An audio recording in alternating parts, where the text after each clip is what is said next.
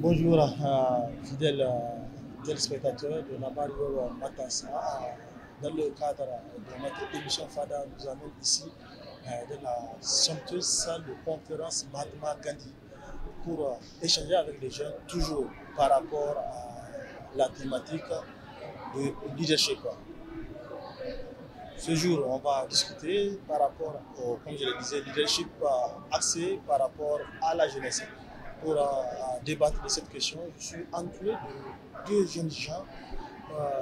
Donc, tout de suite, on va discuter avec eux pour savoir les aboutissants, les avantages, comment, qui est leader, comment être leader, comment les leaders doivent s'y prendre pour vraiment amener un changement ici dans notre pays.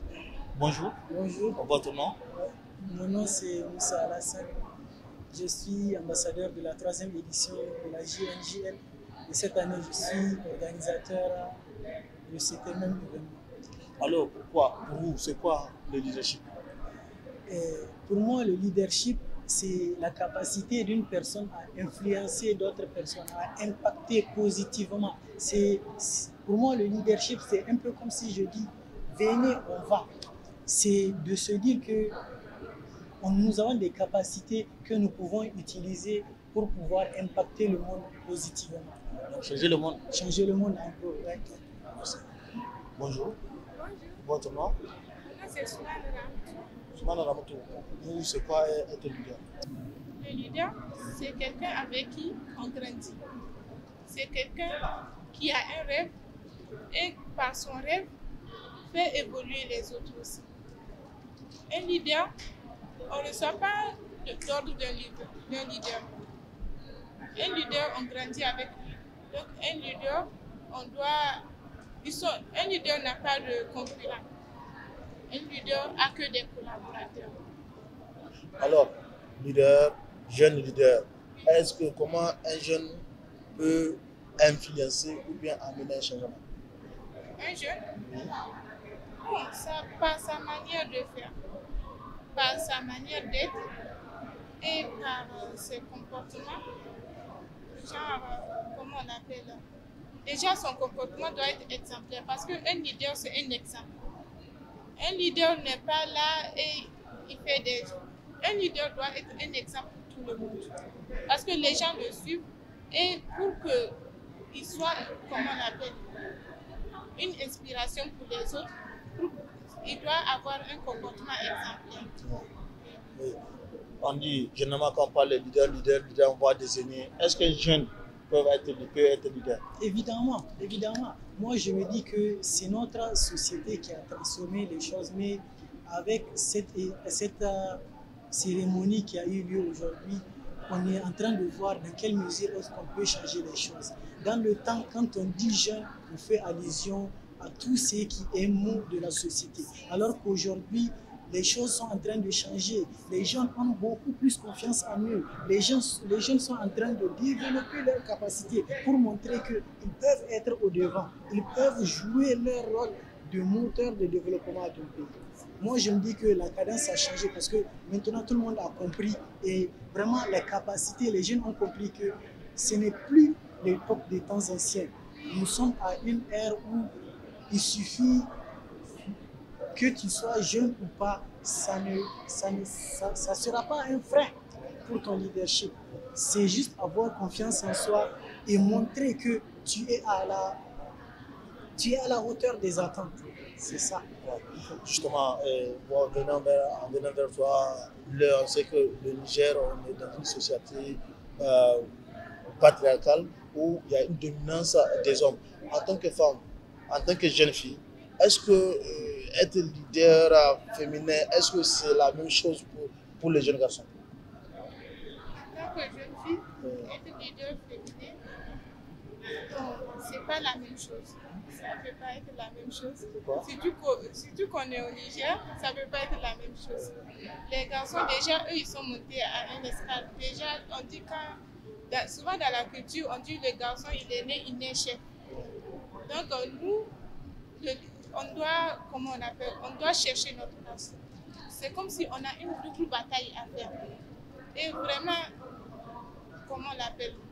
Aujourd'hui, au Niger, il y a beaucoup. Les gens ils disent que les jeunes dorment et autres là, mais il y a beaucoup, et surtout les jeunes filles aussi.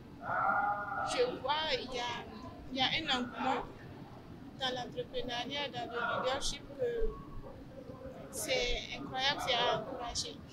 Le Niger est un pays majoritairement jeune, mais malheureusement, dans la prise de décision, on voit moins de jeunes. Et parmi ces jeunes, il y a cette catégorie, cette frange de la population, à savoir les femmes, que même pour demander, elles demandent des quotas. En tant que jeune fille, comment voyez-vous, est-ce que dans le domaine professionnel, on doit demander un quota ou bien on doit faire ses preuves pour mériter son poste, ou bien parce qu'on est femme, il faut faire des faveurs parce que c'est des femmes? Non, ça, comment on appelle? Pour quelqu'un qui dit, comment on l'appelle? Le quota? Non, pour le quota, bon, il y a deux côtés à voir. Parce que les femmes ont peut-être dans l'administration, ils ont peut-être, il y a la naissance qui vient, la maternité, des trucs comme ça. C'est pas un frein. Les gens ont dit que la grossesse, c'est pas une maladie, mais vraiment, il y a des choses qui jouent. Donc, le quota, c'est pas qu'il est mérité, c'est mérité. Parce qu'en tant que femme, même le quota, c'est un peu mérité. C'est pas une qui manque, c'est pas une qui manque. Vous voyez, non? Mais le fait que, comme vous dites, il faut qu'on vous donne ça, vous ne pensez pas que c'est comme si on vous minimise? C'est comme si vous n'êtes pas capable, avec votre expérience, de chercher, il faudrait qu'on vous donne? Oh, il y a ça aussi. Il y a ça aussi, vous avez raison. Vous avez raison, c'est comme, comment on l'appelle? C'est une manière de voir les choses. C'est votre manière de voir les choses. Et les autres aussi ont leur manière de voir. Pourquoi ils ont mis le quota là? Pourquoi ils l'ont mis? Parce qu'ils ont vu la femme, elle a beaucoup de charges. Elle est là, elle a beaucoup de charges. Et puis vraiment, le quota là, c'est pour l'aider, c'est pour l'encourager. Parce que même dans la société, elle n'est pas encouragée. Dans la société, une femme travailleuse, elle n'est pas encouragée. Même ça là, même c'est une manière d'encourager la femme à, comment on l'appelle, à s'investir, à se battre. C'est pas qu'elle n'est pas égale à l'homme, mais vraiment, elle a beaucoup plus d'handicap que l'homme. Déjà, la société, même, c'est un grand handicap que les gens ne comprennent pas. C'est pas être cassé, avoir le pied cassé ou bien avoir la main cassée qui est un handicap.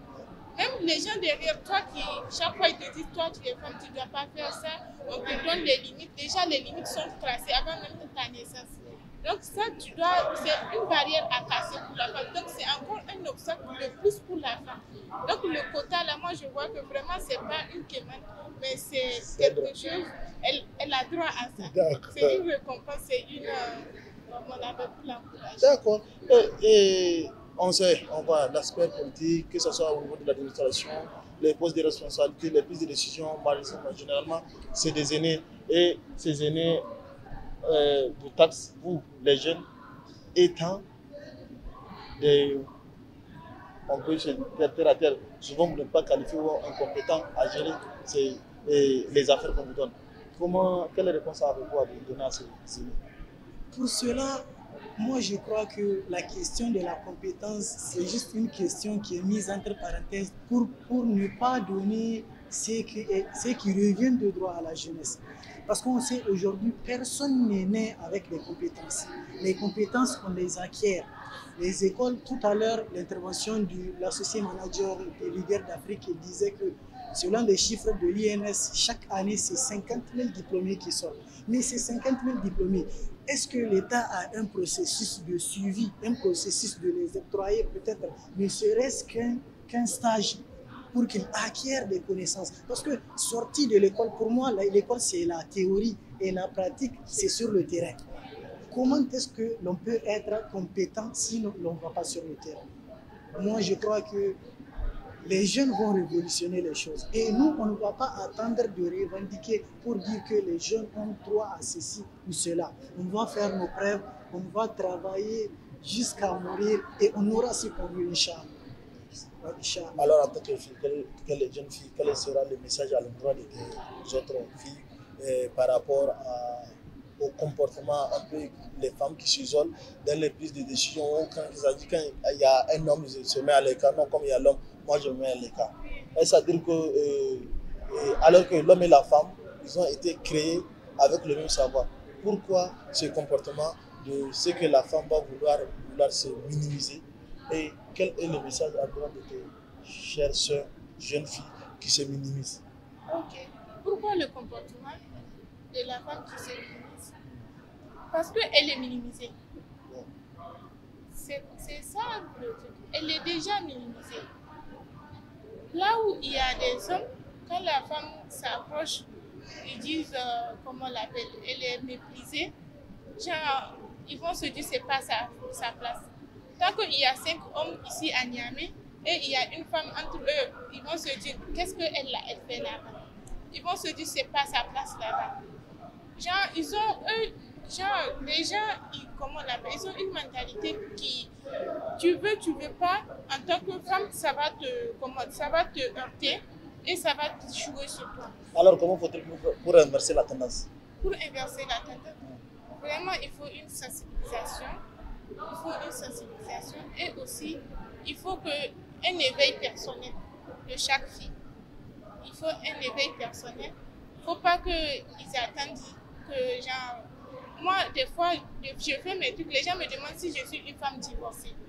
Parce que je entreprends beaucoup de choses et je demande pourquoi ils me demandent si je suis divorcée. Et ils me disent que les femmes, les jeunes filles, eux, ils croient au mariage pour sortir de la pauvreté, pour, comment on l'appelle, pour s'affirmer. Parce que c'est eux, chez eux, le mariage, avoir le mariage, c'est s'affirmer.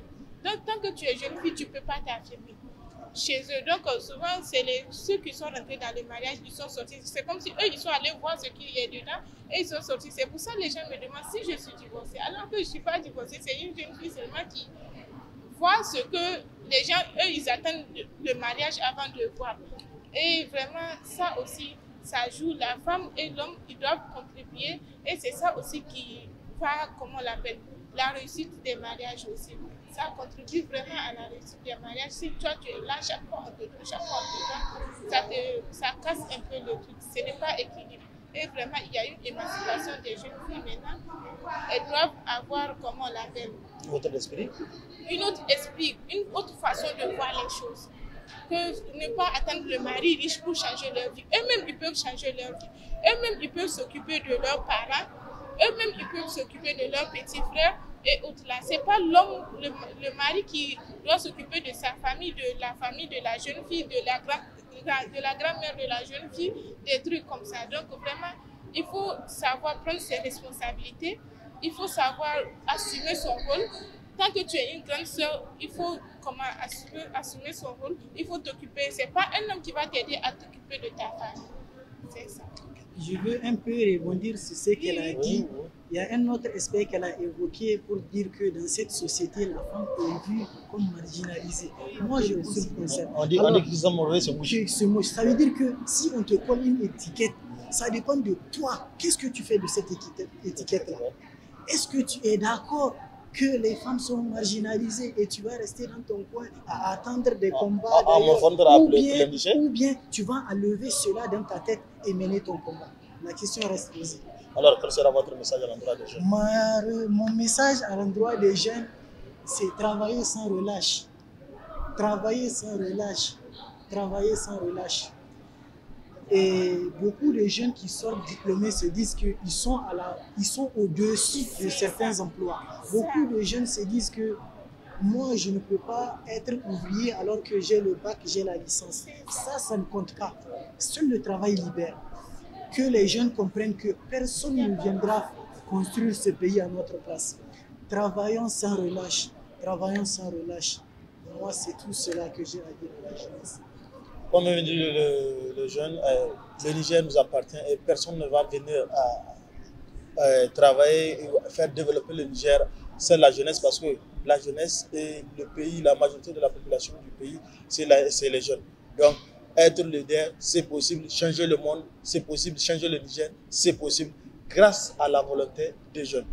Ici prend fin cette émission. Merci à vous de nous avoir accompagnés à discuter de ce thème tant bien important, et prochain rendez-vous pour un autre thème. Merci et au revoir. Merci beaucoup. Merci. Merci. C'était intéressant. Oui. Ce reportage a été réalisé grâce à l'appui de IMS.